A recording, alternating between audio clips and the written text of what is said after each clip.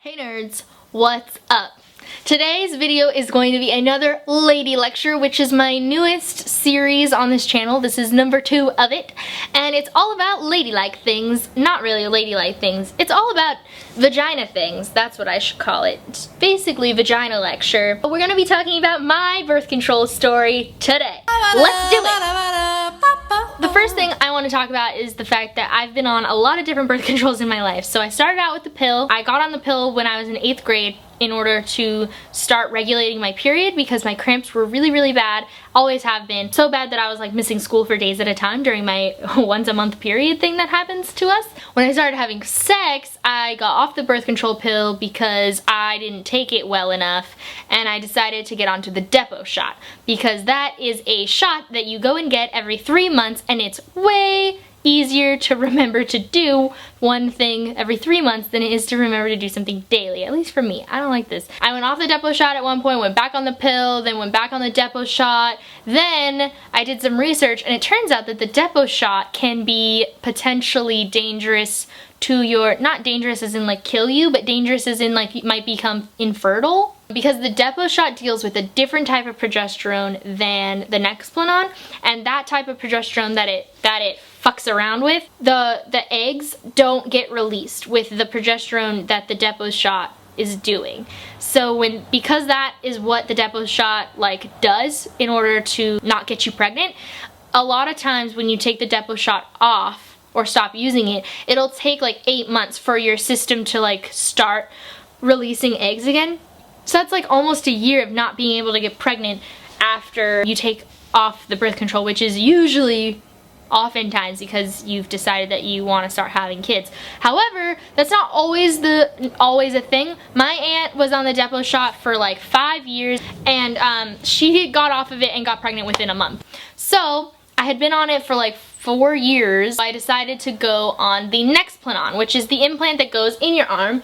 Mine is right here. I can feel it, and it's about like this long. It's just a little thing that they stick a really big needle inside of you to stuff it in there, and then when it gets done, which it lasts 3 years. For 3 years I don't have to think about anything. They make a small incision and like pluck it out. They can reinsert one at the same time if you're wanting to redo it. And there's no weird lack of pregnancy side effects for future endeavors when you're on the Nexplanon for a really long time. So that's why I chose to do that.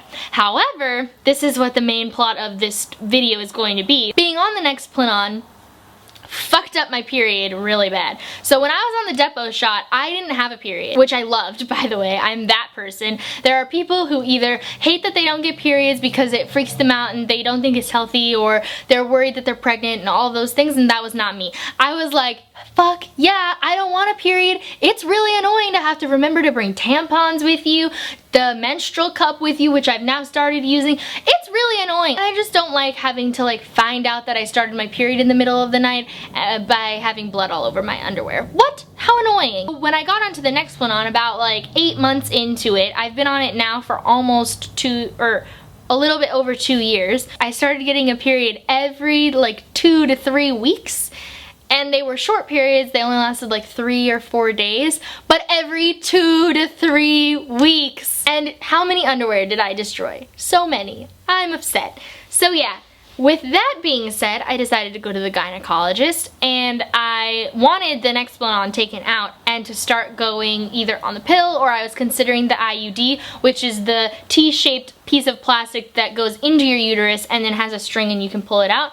Those things last for, I believe, 3 years as well for the ones that are hormonal, and 5 years for the ones that aren't hormonal, but it might be 5 and 10 years actually. I'm not sure. I know that they're long-term birth controls as well. When I went to the gynecologist, he was like, well, do you like the Nexplanon for everything other than the period? And I said, yeah, hello. It's so like nice not to have to think about things and remember things, and it's easy, and it doesn't give me like bad headaches or anything like that. I don't have any other symptoms other than getting a period every 2 to 3 weeks. How annoying. Sometimes every week. And so he suggested that I go on the mini pill, which is a oral contraceptive that has a low dose of estrogen.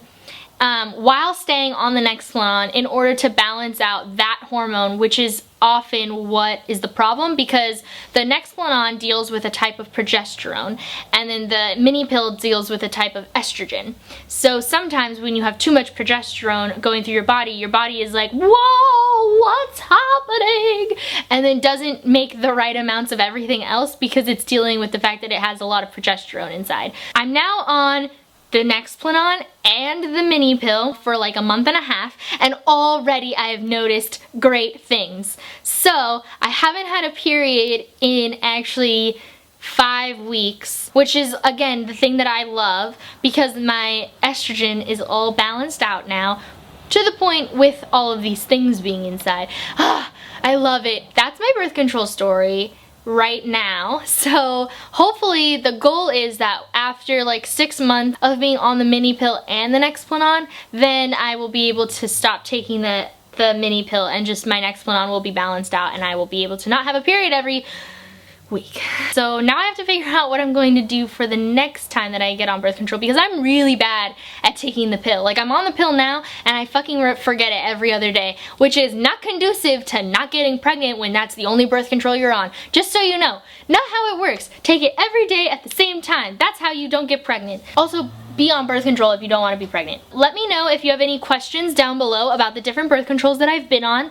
I'm more than happy to talk to you about your options and what might be best for you. To leave some links in the description bar below, but Planned Parenthood's website is a great place to go if you're looking for yourself and want a lot of information on all the different types of birth control that exist in the world. And yeah, so if you are looking for birth control or different types of preventative measures for STIs, which is totally separate.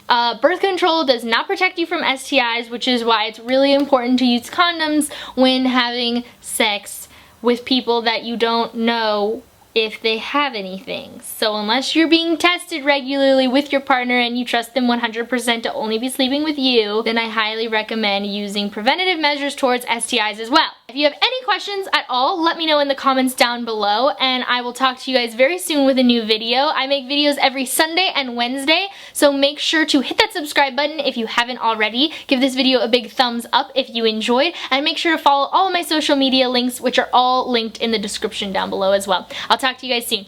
Bye!